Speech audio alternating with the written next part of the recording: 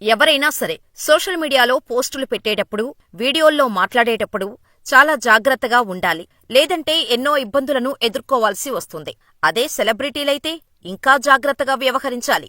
లేదంటే వారు చేసిన కామెంట్స్ వల్ల వచ్చిన ఫేమ్ని, పాపులారిటీని పోగొట్టుకోవాల్సి వస్తుంది. మరీ ముఖ్యంగా టీవీ షోలు, ఇంటర్వ్యూలలో మాట్లాడేటప్పుడు ఇంకా జాగ్రత్తగా ఉండాలి. లేదంటే కెరియర్ పైన చాలా ప్రభావం చూపిస్తోంది. ఇందుకు ఎంతోమంది సెలబ్రిటీల జీవితాలు ఉదాహరణగా ఉన్నాయి. వారి నోట చిన్న మాట దొర్లినా సోషల్ మీడియాలో తీవ్ర విమర్శలు వెల్లువెత్తుతాయి. ఇలాంటి చిక్కుల్లోనే ఫేమస్ యూట్యూబర్ రణవీర్ అల్లాబాడియా ఇప్పుడు చిక్కుకున్నాడు. అతడు చేసిన వ్యాఖ్యలు ఇప్పుడు దేశంలో తీవ్ర విమర్శలకు దారితీస్తున్నాయి. సాధారణ ప్రజల నుంచి రాజకీయ నాయకులు సైతం రణవీర్ అల్లాబాడియాపై తీవ్ర ఆగ్రహం వ్యక్తం చేస్తున్నారు. ముంబై సీఎంతో పాటు ఇతర రాష్ట్ర సీఎంలు సైతం రణవీర్పై ఫిర్యాదు చేయటంతో అరెస్ట్ చేస్తారనే ఊహాగానాలు వెలువడుతున్నాయి. అసలు ఈ రణవీర్ అల్లాబాడియా ఎవరు? అతడు చేసిన తప్పేంటి? మహారాష్ట్ర ముఖ్యమంత్రి, కేంద్ర ప్రభుత్వం సైతం రణవీర్ అల్లాబాడియాపై ఫైర్ అవ్వటానికి కారణాలేంటో ఈ వీడియోలో తెలుసుకుందాం.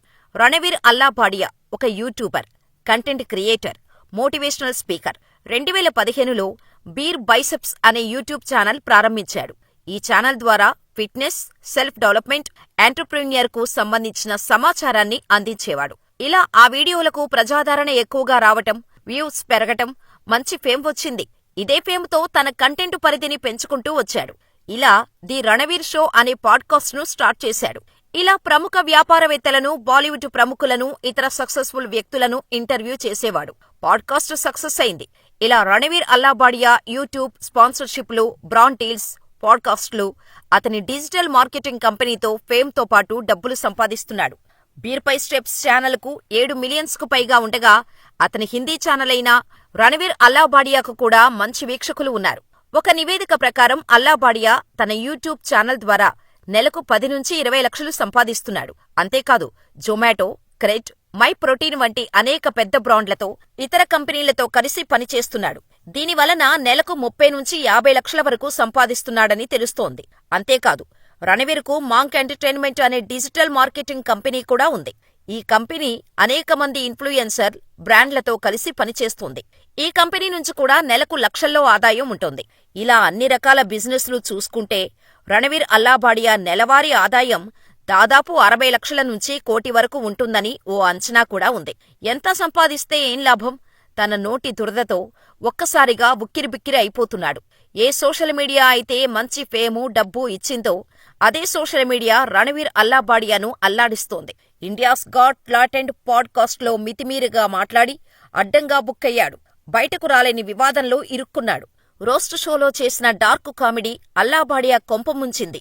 ఎంతగా అంటే మహారాష్ట్ర ముఖ్యమంత్రి మొదలు పలువురు సీఎంలు అతని తీరును తీవ్రంగా తప్పుపడుతున్నారు. పరిమితులకు మించిన అమర్యాదగా వ్యవహరిస్తే చట్టప్రకారం చర్యలు తప్పవన్న వార్నింగ్ ఇవ్వటమే కాదు, చేసి చూపిస్తున్నారు. అసలు అల్లాబాడియా చేసిన డార్క్ కామెడీ ఏంటో తెలుసుకుందాం. నీ తల్లిదండ్రులు జీవితాంతం ప్రతిరోజూ సెక్స్ చేయటం, చూడటం నీకు ఇష్టమా? లేదంటే ఒక్కసారి చూసి జీవితాంతం చూడకుండా ఉండటం నీకు ఇష్టమా? అంటూ డార్క్ కామెడీ చేశాడు. ఈ వీడియో బయటకు వచ్చిన వెంటనే వైరల్ కావటంతో మహారాష్ట్ర సీఎం మాత్రమే కాదు, అనేక రాష్ట్రాల సీఎంలు, రాజకీయ నాయకులు, మహిళా సంఘాలు, సోషల్ యాక్టివిస్టులు రణవీర్ అల్లాబాడియాపై ఫైర్ అయ్యి వార్నింగ్ ఇచ్చారు. అంతేకాదు ఈ వీడియో పార్లమెంటు దాకా వెళ్లటంతో అల్లాబాడియాపై చర్యలకు పలువురు ఎంపీలు ఫిర్యాదు చేశారు. దీంతో పరిస్థితి చేతులు దాటిపోతుందని గమనించిన రణవీర్ క్షమాపణలు చెప్పాడు. అయితే అప్పటికే జరగాల్సిన డ్యామేజ్ జరిగిపోయింది. రణవీర్ వ్యాఖ్యలపై కేంద్ర సమాచార, సాంకేతిక శాఖ సీరియస్ అయింది. తన వ్యాఖ్యలపై సమాధానం చెప్పాలని పాడ్కాస్ట్ టీంకి నోటీసులు ఇచ్చింది. మరోవైపు కామెడీ కంటెంట్ పేరుతో భాష హద్దులు దాటుతుందని శివసేన రాజ్యసభ ఎంపీ ప్రియాంక చతుర్వేది తీవ్రంగా స్పందించారు. అల్లాబాడియా చేసిన ఇండియాస్ గాట్ టాలెంట్ ఎపిసోడ్తో సంబంధం ఉన్న హాస్య నటుడు సమీర్ రైనా, ఇన్ఫ్లుయెన్సర్ అపూర్వ మఖీజా, ఇతరులపై కూడా ముంబై గౌహతిలో పోలీసులకు ఫిర్యాదు చేశారు. ఇలా దాదాపు 30 మంది మీద కేసు నమోదు చేసినట్టు ముంబై పోలీసులు చెబుతున్నారు. అంతేకాదు రణవీర్ తప్పుడు వ్యాఖ్యలపై పలువురు ఎంపీల ఫిర్యాదు చేయటంతో పార్లమెంటరీ ప్యానెల్లో రణవీర్ను విచారించే అవకాశం ఉందని చెబుతున్నారు. ప్యానెల్ విచారణకు హాజరు కావాలని ఈ యూట్యూబర్కు నోటీసులు అందే అవకాశం ఉంది. అయితే అల్లాబాడియా ఈ మొత్తం వ్యవహారంపై స్పందిస్తూ చెంపలేసుకున్నాడు. తాను తప్పు చేశానని, క్షమించాలని వేడుకుంటున్నాడు. దీనికి సంబంధించి ఒక వీడియోను విడుదల చేశాడు. అయితే అతడి క్షమాపణల్ని ఎవరూ సీరియస్ గా తీసుకోవటం లేదు. మరోవైపు ఈ వ్యవహారాన్ని సుమోటోగా స్వీకరించింది Mumbai cyber department. IT act కింద కేసు నమోదు చేసింది. ఈ షోకు సంబంధించి మొత్తం 18 ఎపిసోడ్స్ ను తొలగించేందుకు చర్యలు చేపట్టారు. తాజాగా జాతీయ మహిళా కమిషన్ కూడా స్పందించి రణవీర్తో పాటు మిగిలిన వారికి సమన్లు జారీ చేసింది. ప్రస్తుతం ఇంటర్నెట్ యుగంలో ఎంత పేరు వస్తే అంత జాగ్రత్తగా ఉండాలి.